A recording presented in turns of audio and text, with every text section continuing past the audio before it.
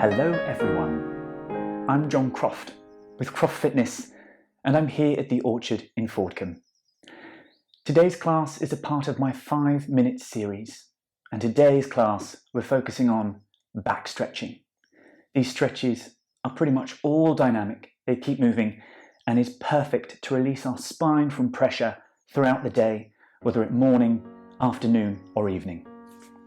Starting in 4-point position, just a couple of cat and cows.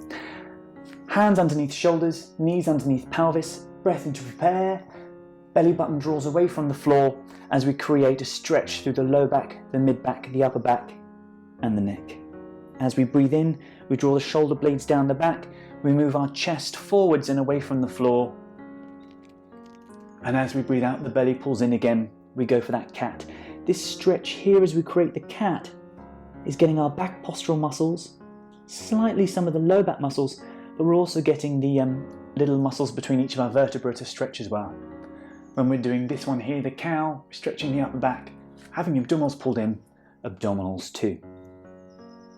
This is a beautiful move to be able to take, to be able to get the spine moving, especially when we've been sat down for a long time. The spine gets a little bit rigid, which is okay every now and then. We do want movement in our spine. It's like a slinky. This is my last one here. Make sure whenever you do the cow that you never drop the chest. Chest is always still pulling away from the floor. Let's create child's pose next by bringing the knees together, moving the bottom towards the heels and reaching the fingertips forward. The move here, bottom back, fingertips forward, is trying to stretch out all the muscles of my back, particularly the ones between each of the vertebrae, because this is elongating our spine. This is as pleasant of a rack experience we can get. We've got the weight of our pelvis drawing us backwards and our own muscular strength drawing us forwards here. Notice my back is gently rounded in this position. I like to call this the mushroom top. So it's not completely flat. It has that gentle rounding, which is what we're looking for here. Then when you're ready, back into 4-point position, we're going to do our threading the needle from here. If you're mirroring me at home, this will be your right hand. I'd like you to take the right hand underneath the chest, bending that left arm so that we can bring our shoulder down on towards the floor. Belly button staying in. Pushing against the hand to lift us back up. We then go the other side. I'm going to take a breath out as I feed my arm underneath. As I thread that needle, belly button draws in.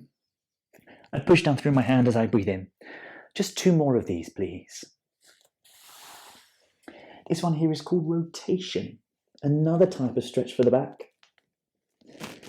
This is actually getting into some of the abdominals to stretch them as they attach into the back, and also again, back postural muscles, and importantly, those little muscles connecting our vertebrae together.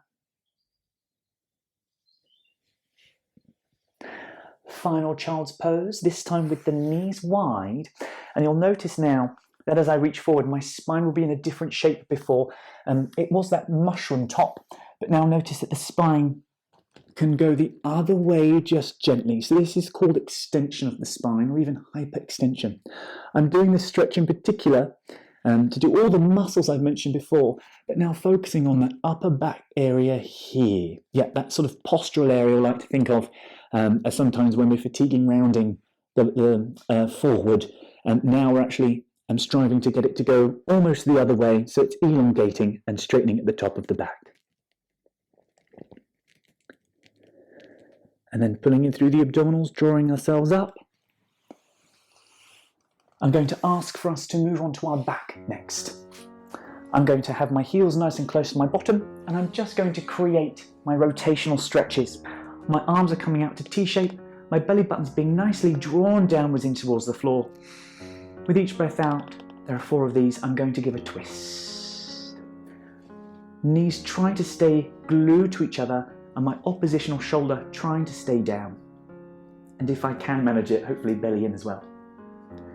Breath in, knees to ceiling, and as I breathe out, I go the other side.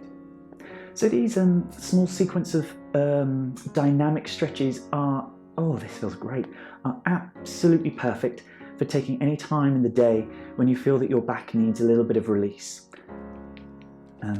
Especially the cat and cows I don't even need to lie down, do the cat and the cows. I can just gently kneel upon the floor and quickly bust those ones out. And this here is the very final one of our stretches. 5 minutes, done and dusted. I'm going to be a right cheat here. I'm going to get up, but I am going to roll onto my side, push against my own hands to bring me up. It's been a long week. It's been a long week. And there we are. Oh, congratulations. We are done, by the way. Probably more back movement than most people get probably in a year. Well done. I hope you liked this 5-minute sequence. There will be many more, I'm sure. So do have a look out for those. Thank you very much for joining me today. It's been a pleasure.